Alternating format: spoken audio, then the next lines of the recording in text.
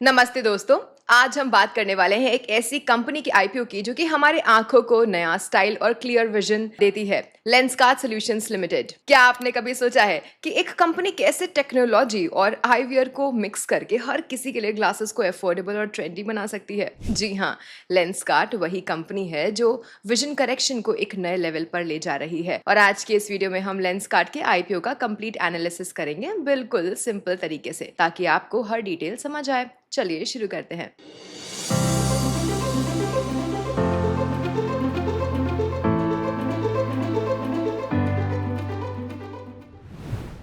IPO details. तो दोस्तों सबसे पहले बात करते हैं लेंसकार्ट सॉल्यूशंस लिमिटेड के आईपीओ के कुछ जरूरी डिटेल्स को। ये आईपीओ एक 100% बुक बिल्ट इशू है जिसमें दो मेन पार्ट्स हैं। Fresh issue, company 2150 crore rupees तक रेस करने वाली है। Offer for sale, existing share holders 13 crore 22,88,941 equity shares बेच रहे हैं, जिसमें प्रमोटर पीयूष बंसल अपने 2 करोड़ 4,88,978 शेयर्स ऑफर कर रहे हैं। फ्रेश इशू से आने वाले फंड्स का इस्तेमाल कंपनी कुछ इस तरीके से यूज करेगी। 272.62 crore rupees new company owned and company operated stores के लिए कैपिटल एक्सपेंडिचर पर, 591.44 करोड़ रुपीस स्टोर्स के लीज या रेंट के लिए, 213.37 करोड़ रुपीस टेक्नोलॉजी और क्लाउड इंफ्रास्ट्रक्चर के लिए, 320.06 करोड़ रुपीस ब्रांड मार्केटिंग के लिए। बाकी फंड्स जनरल कॉर्पोरेट पर्पसेस के लिए यूज होंगे। प्राइस बैंड, लॉट साइज और डेट्स अभी अनाउंस नहीं हुए हैं क्योंकि ये सिर्फ आरएचपी के आने पर ही डिक्लेयर किया जाएगा। जब आरएचपी अनाउंस होगा तब हम अपडेटेड डिटेल्स के साथ उसे रिव्यू करेंगे। Let's talk about business overview. चलिए देख लेते हैं कि लेंसकार्ट सॉल्यूशंस लिमिटेड क्या करती है और किस इंडस्ट्री में काम करती है। लेंसकार्ट ना एक टेक्नोलॉजी ड्रिवन आईवेयर कंपनी है जो 2008 में वैल्यू टेक्नोलॉजीज प्राइवेट लिमिटेड के नेम से शुरू हुई थी। ये company prescription eye glasses, sunglasses, contact lenses और आईवेयर एक्सेसरीज बनाती और बेचती है। इनका फोकस है लेंस रिसर्च और डेवलपमेंट पर, ताकि हर कस्टमर के लिए लेंसकार्ट एक परफेक्ट आईवेयर बना सके। इसी के साथ ही कंपनी ने एक फोनिक नाम का affordable audio enabled smart eye glasses भी लॉन्च किया था दिसंबर 2024 में। बिजनेस मॉडल देखते हैं। लेंसकार्ट का बिजनेस मॉडल है डायरेक्ट टू कस्टमर यानी कि D2C, जिसमें ये ट्रेडिशनल आईवेयर डिस्ट्रीब्यूशन के लेयर्स को हटाकर डायरेक्टली कस्टमर्स तक प्रोडक्ट्स पहुंचाती है। ये एक ओमनी चैनल अप्रोच फॉलो करती है। नेक्स्ट है ऑनलाइन प्रेजेंस। इनकी मोबाइल एप्स के 100 मिलियन से ज्यादा डाउनलोड्स हैं और वेबसाइट्स पर 104.97 मिलियन विजिटर्स आए फिस्कल 2025 में। रिटेल स्टोर्स, मार्च 31, 2025 तक लेंसकार्ट के पास 2224 company owned and company operated stores थे, जिसमें 1749 इंडिया में और 475 इंटरनेशनल मार्केट्स में थे। नेक्स्ट है मैन्युफैक्चरिंग। लेंसकार्ट अपनी मैन्युफैक्चरिंग को कंट्रोल करती है, जिसमें लेंस और फ्रेम डिजाइनिंग, मैन्युफैक्चरिंग और डिलीवरी शामिल है। इनके टोटल 4 मैन्युफैक्चरिंग फैसिलिटीज हैं। भिवाड़ी, राजस्थान, यहाँ 75% ऑटोमेटेड प्रोडक्शन होता है with a total capacity of 1 crore and 42 lakh units annually. Gurugram, Haryana, यहाँ पर भी सिमिलर कैपेबिलिटीज के साथ लेंसेज और फ्रेम्स बनते हैं with total capacity of 1 crore and 27 lakh units annually. बाकी के दो फैसिलिटीज सिंगापुर और दुबई में छोटे स्केल पर हैं with capacities of 3,05,000 units and 1,48,000 units respectively. Company की एवरेज कैपेसिटी यूटिलाइजेशन लेवल पिछले 3 सालों में 50% से कम रहा है, फिर भी 2025 में दे वर प्रॉफिटेबल। इसका मतलब है कि आगे आने वाले टाइम में कंपनी अपने यूटिलाइजेशन लेवल्स को बढ़ाती है तो प्रॉफिट्स पर एक पॉजिटिव इंपैक्ट पड़ सकता है। Let's talk about industry context now. Redseer report के मुताबिक आईवेयर मार्केट अभी भी काफी फ्रैगमेंटेड है, जिसमें 77% से ज्यादा prescription eyewear sales unorganised channels से होती हैं। इसका मतलब है कि सिर्फ 23% prescription eyewear sales organised channels से होती हैं। लेकिन लेंसकार्ट अपने टेक ड्रिवन अप्रोच और ओमनी चैनल प्रेजेंस के साथ इस मार्केट में एक स्ट्रॉन्ग प्लेयर बन चुका है। इंडियन आईवेयर मार्केट में डिमांड बढ़ रही है क्योंकि लोग अब क्वालिटी और स्टाइलिश ग्लासेस को लेकर के ज्यादा अवेयर है। टोटल एड्रेसेबल मार्केट का साइज FY25 में 78,800 करोड़ रुपीस था और ये 13% CAGR से बढ़कर FY30 तक 1,48,300 करोड़ रुपीस तक पहुंचने की एक्सपेक्टेशन है। ये ग्रोथ बढ़ती अवेयरनेस, अर्बनाइजेशन और फैशन के लिए यंग जनरेशन के डिमांड से ड्रिवन है। लेकिन अभी इसमें आगे की ग्रोथ के लिए बहुत स्कोप है क्योंकि पेनिट्रेशन लेवल सिर्फ 35% है और ऑप्टिकल स्टोर्स पर मिलियन पॉपुलेशन सिर्फ 60 है। इसी के साथ ही ऑर्गेनाइज्ड चैनल्स का शेयर करंटली 24% से बढ़कर FY 2030 तक 41% तक पहुंचने की उम्मीद है। इससे लेंसकार्ट को डायरेक्ट फायदा होगा क्योंकि उनका टोटल एड्रेसेबल मार्केट काफी बड़ा हो जाएगा। आइए अब बात करते हैं स्ट्रेंथ्स की। अब हम देखने वाले हैं लेंसकार्ट सॉल्यूशंस लिमिटेड की कुछ मेजर स्ट्रेंथ्स को जो कि इस कंपनी को आईवेयर मार्केट में आगे रखती है। सबसे पहला सेंट्रलाइज्ड सप्लाई चेन और ऑटोमेटेड मैन्युफैक्चरिंग। सो लेंसकार्ट का सबसे बड़ा कॉम्पिटिटिव एडवांटेज है इनका सेंट्रलाइज्ड सप्लाई चेन और हाईली ऑटोमेटेड मैन्युफैक्चरिंग। जी हाँ, ये कंपनी अपने पूरे prescription eye glasses supply chain को कंट्रोल करती है, लेंस मैन्युफैक्चरिंग, फ्रेम डिजाइन से लेकर के डिलीवरी तक। इनके भिवाड़ी राजस्थान फैसिलिटी में 75% ऑटोमेशन है जिसमें एआई इनेबल्ड क्वालिटी चेक और रोबोटिक सरफेसिंग का यूज होता है। ये इंश्योर करता है हाई क्वालिटी प्रोडक्ट्स, लो कॉस्ट्स और फास्ट डिलीवरी। इसके अलावा गुरुग्राम हरियाणा और चाइना में भी इनके मैन्युफैक्चरिंग फैसिलिटीज हैं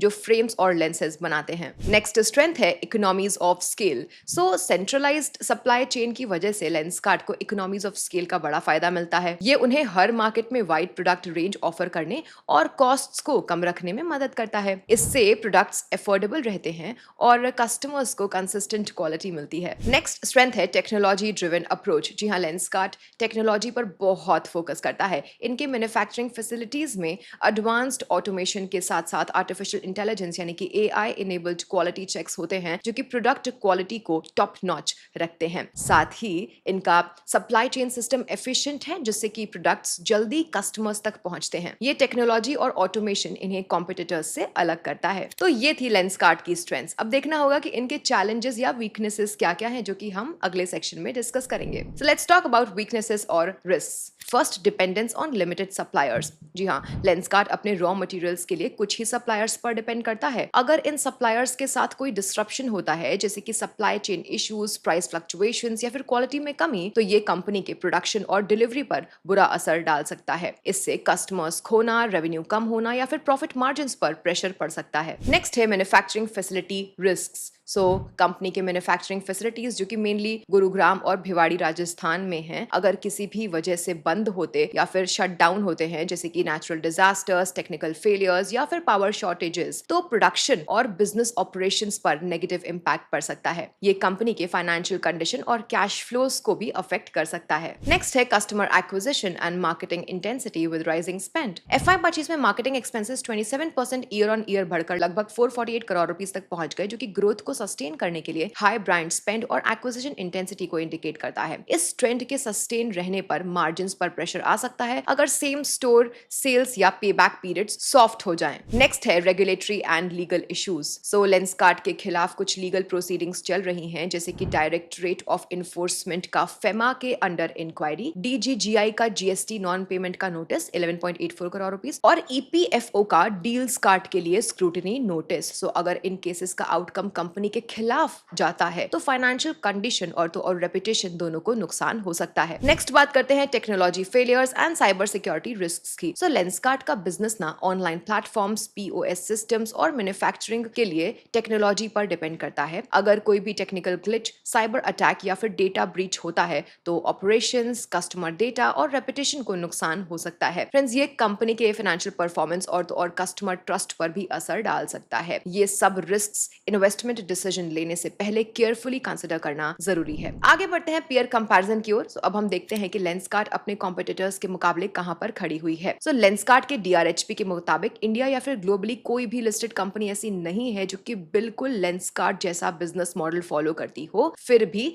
कुछ ऑर्गेनाइज्ड आईवियर रिटेलर्स और इनडायरेक्ट कॉम्पिटिटर्स के साथ कंपैरिजन किया जा सकता है। Revenue and scale comparison. So Lenskart का रेवेन्यू फ्रॉम ऑपरेशंस FY25 में 6,652.52 करोड़ रुपीस था, जो इंडिया के ऑर्गेनाइज्ड आईवियर रिटेलर्स जैसे कि आई गियर ऑप्टिक्स, गंगार opticians, GKB opticals, Lawrence and Mayo specs makers और टाइटन कंपनी लिमिटेड आई केयर डिवीजन से काफी ज्यादा है। इन कॉम्पिटिटर्स का रेवेन्यू FY25 में लेंसकार्ट के इंडिया के रेवेन्यू से कम 65% कम था। सो ये दिखाता है कि लेंसकार्ट इंडिया के ऑर्गेनाइज्ड आईवियर मार्केट में स्केल के मामले में आगे है। Next, store footprint. So Lenskart का इंडिया में total store footprint 1.65 million square feet है, जो कि उसके अगले सबसे बड़े ऑर्गेनाइज्ड रिटेलर से 2.3 गुना बड़ा है। कंपनी के 1749 company owned and company operated stores India में और 475 इंटरनेशनल मार्केट्स में है, जो कि इसकी स्ट्रॉन्ग फिजिकल प्रेजेंस को दर्शाता है। दूसरे इंडियन कॉम्पिटिटर्स का पैन इंडिया प्रेजेंस लिमिटेड है, जैसे कि टाइटन कंपनी लिमिटेड एक लिस्टेड प्लेयर है, लेकिन आईवियर उसका छोटा डिवीजन है। Next, market share and industry position. So Lenskart का prescription prescription eyewear market share FY25 में इंडिया में 4 to 6% था। ये परसेंटेज छोटा लग सकता है क्योंकि आईवेयर मार्केट 77% से ज्यादा अनऑर्गेनाइज्ड चैनल्स से चलता है, लेकिन ऑर्गेनाइज्ड सेगमेंट में लेंसकार्ट एक लीडिंग प्लेयर है जो कि अपने सेंट्रलाइज्ड सप्लाई चेन और D2C मॉडल के साथ इंटरमीडियरीज को हटाकर बेटर मार्जिन और लोअर प्राइसेस ऑफर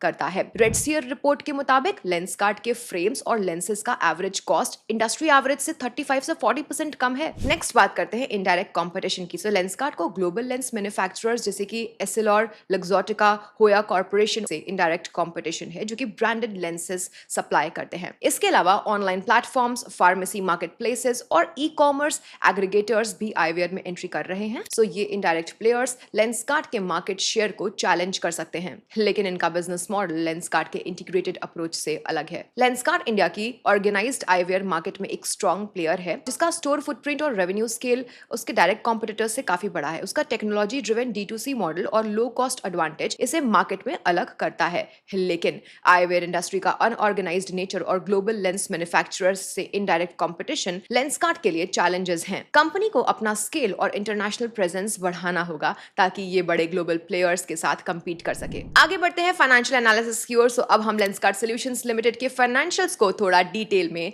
देखते हैं ताकि उसकी फाइनेंशियल हेल्थ का बेहतर आइडिया मिले। सबसे पहले रेवेन्यू फ्रॉम ऑपरेशंस देखते हैं। सो कंपनी का रेवेन्यू FY23 में 3788.03 करोड़ रुपए से बढ़कर FY24 में 5427.7 करोड़ रुपीस हो गया जो कि 43.29% की स्ट्रॉन्ग ग्रोथ दिखाता है। FY25 में ये 6652.52 करोड़ रुपीस पहुंच गया व्हिच मींस 22.57% की ग्रोथ। सो ये growth mainly omni channel expansion, new stores और इंटरनेशनल मार्केट्स में प्रेजेंस बढ़ाने की वजह से है। प्रोडक्ट मार्जिन, लेंसकार्ट का प्रोडक्ट मार्जिन FY23 में 2419.92 करोड़ रुपीस यानी 63.88% से बढ़कर FY24 में 3651.56 करोड़ रुपीस 67.28% और FY25 में 4518.11 करोड़ यानी कि 67.92% हो गया। ये इंप्रूवमेंट ना सेंट्रलाइज्ड सप्लाई चेन और इकोनॉमीज ऑफ स्केल की वजह से है जो कि रॉ मटेरियल कॉस्ट्स को कम करता है। Next EBITDA excluding other income. So EBITDA FY23 में 259.71 करोड़ 6.86% मार्जिन से बढ़कर 24 FY में 672.09 करोड़ यानी कि 12.38% और FY25 में 971.06 करोड़ यानी कि 14.6% हो गया। ये growth operational efficiency, cost control और हायर रेवेन्यू की वजह से है। प्रॉफिट या लॉस फॉर द ईयर देखते हैं।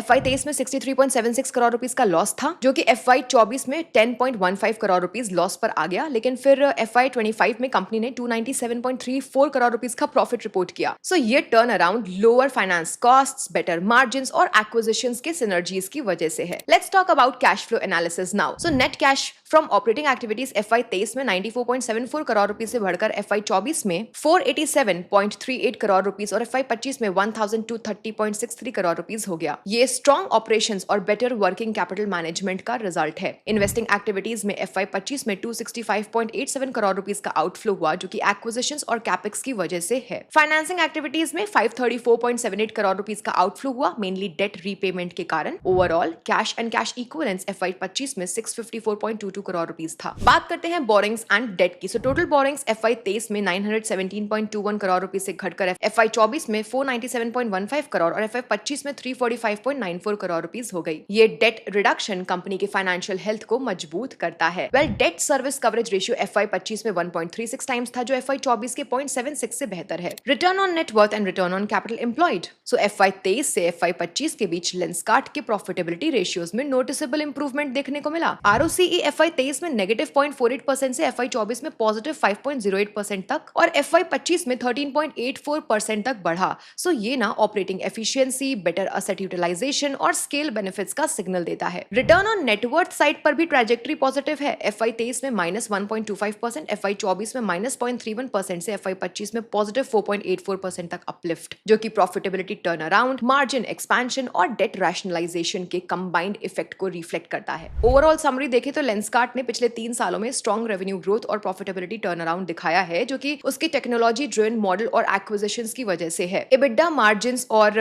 ROCE में सुधार पॉजिटिव है, लेकिन हाई कैपेक्स और डेट मैनेजमेंट को मॉनिटर करना बेहद जरूरी है। कंपनी की फाइनेंशियल जर्नी लॉस से प्रॉफिट तक पहुंची है जो कि फ्यूचर ग्रोथ का अच्छा सिग्नल है।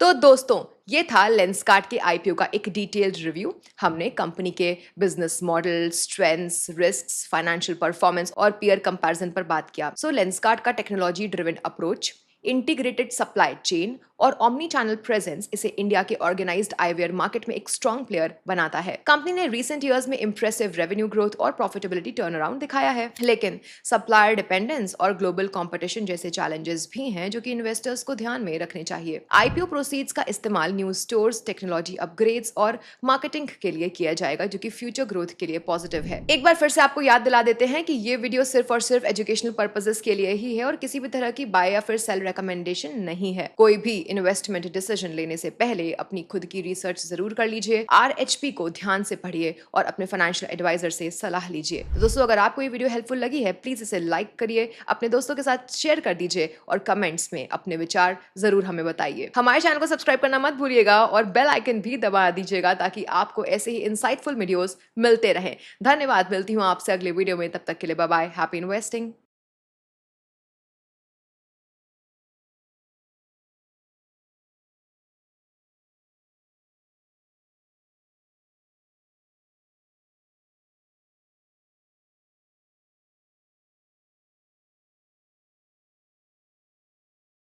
Investment in securities market are subject to market risks. Read all the related documents carefully before investing. Please read the risk disclosure documents carefully before investing in equity shares, derivatives, mutual fund, and or other instruments traded on the stock exchanges.